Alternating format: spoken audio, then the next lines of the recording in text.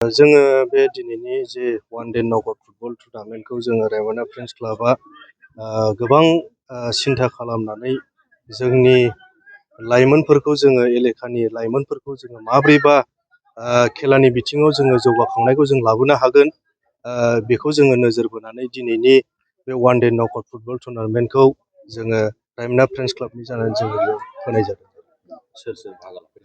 बेयाव जोङो आलासि महरै बेयाव लोगो लाफैनो हादों जोंजोंनो हांख्रायनानै लाबोजानाय जोंनि आसाम लेजिस्लेटिभ एसेमब्लिनि 1 नं गसाइगाव समिस्थिनि MLA सार सभाराम बसुमतारी, बेजों लोगोसे जोंनि बिटिसि हालामनि मानगोनां EM ट्रान्सपर्ट डिपार्टमेन्टनि श्री मृत्युन्जय नार्जारी सार आरो बेबादिनो गोबां बेबादि माखासे जोंनि पार्टिनि BPF पार्टिनि दैदेनगिरिफोर बेयाव लोगो लाफैदों आरो गोबां जोंखौ बेबादिनो मदद होफैदों।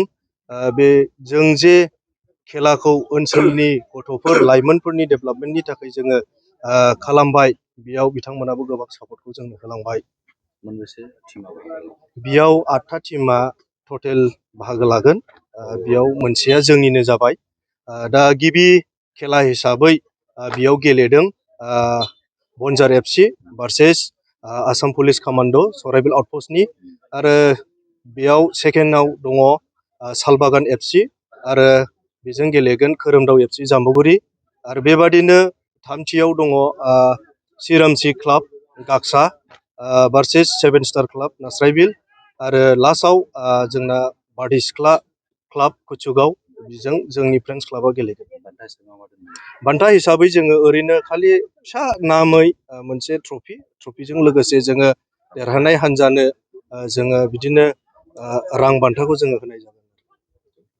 बे खेलायाव जोङो गोबां स्पन्सार्स हिसाबै जोङो मोननो हादों, जेरै बानार बालाजी मास्टार अइल कम्पानि, बिथांमोननिफ्राय जोङो एसे मोननो हाबाय, आरो बेबादिनो बिथांमोनजों लोगोसे गोबां जोंनि ओनसोलनिनो बेबादि स्कुल्सफोर जेरै ग्रेस इंलिश मिडियाम स्कुल आरो रिजर्ट फिन्जिलेन्ड रिजर्ट, आरो बेबादिनो आइ हटेल एन्ड रेस्टुरेन्ट आरो ब्लुमिं बार्ड स्कुल, बिथांमोननिफ्राय जोङो गोबां स्पन्सारफोरखौ जोङो मोननो हाबाय बे खेलानि नामाव। लोगोसे बेबादिनो जोंनि ओनसोलनि माखासे मेलेमजिबिफोर, खेलाखौ मोजां मोनग्रा बिथांमोनाबो जोंखौ बे दिनैनि वान डे नकआउट फुटबल टुर्नामेन्टआव जोंखौ हेफाजाब खालामदों। बेजों लोगोसे जोंनि दैदेनगिरिफोर बिथांमोनाबो जोंखौ हेफाजाब होनाय जादों। बे समाव बिथांमोनखौ आं बे मिडियानि थ्रुयै आङो बेखौनो रायमना फ्रेन्ड्स क्लाबनि जानानै बिथांमोनखौ रोजा रोजा साबायखर आङो बावहरो।